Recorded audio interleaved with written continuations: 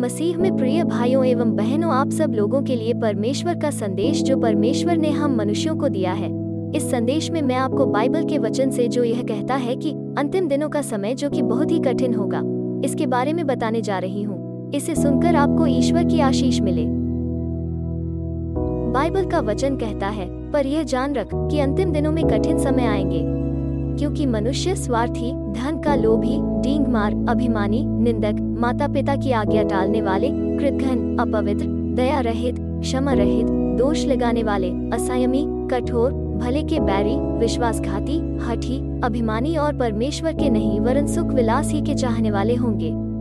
वे भक्ति का भेष तो धरेंगे पर उसकी शक्ति को न मानेंगे। ऐसों से परे रहना।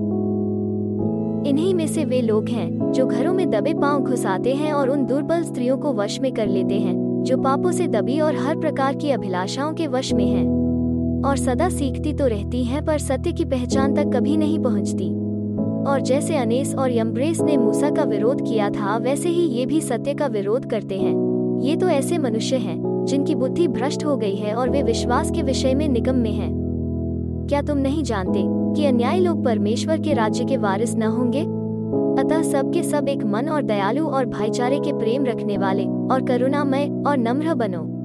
बुराई के बदले बुराई मत करो और न गाली के बदले गाली दो, पर इसके विपरीत आशीष ही दो, क्योंकि तुम आशीष के वारिस होने के लिए बुलाए गए हो। क्योंकि जो कोई जीवन की इच्छा रखता है और अच्छे दिन देखना चाहता है, वो अपनी जीभ को बुराई से और अपने होठों को छल की बातें करने से रोके रहे। वो बुराई का साथ छोड़े और भलाई ही करे। वो मेल मिलाप को ढूंढे और उसके यत्न में रहे, क्योंकि प्रभु की आंखें धर्मियों पर लगी रहती हैं और उसके कान उनकी विनती की ओर लगे रहते हैं, परंतु प्रभु बुराई करने वालों के विमुख रहता है।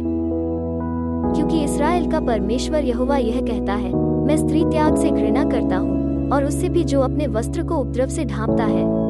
इसलिए तुम अपनी आत्मा के विषय में चौकस रहो और विश्वासघात मत करो। सेनाओं के यहोवा का यही वचन है। बाइबल का वचन आगे कहता है, तुम लोगों ने अपनी बातों से यहोवा को थका दिया है। तो भी पूछते हो, हमने किस बात में उसे थका दिया?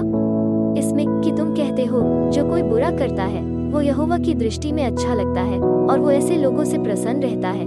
और यह न्याय परमेश्वर कहाँ है? इसलिए जो समझता है मैं स्थिर हूँ, वो चौकस रहे कि कहीं गिर न पड़े। मैं तुमसे कहता हूँ कि तुम किसी ऐसी परीक्षा में नहीं पड़ोगे जो तुम्हारे लिए सहने के बाहर है, क्योंकि हमारा परमेश्वर विश्वास योग्य है। वो तुम्हें तुम्हारे सामर्थ्य से बाहर परीक्षा में न पड़ने देगा, वरन परीक्षा के समय वो तुम्हारे साथ रहेगा। आमीन। मेरे प्रिय भाइयों एवं बहनों, बाइबल का वचन अगर आपको अच्छा लगा, वीडियो को लाइक करें और इसे ज्यादा से ज्यादा फैलाने में मदद करें, और हाँ, चैनल को सब्सक्राइब जरूर करें।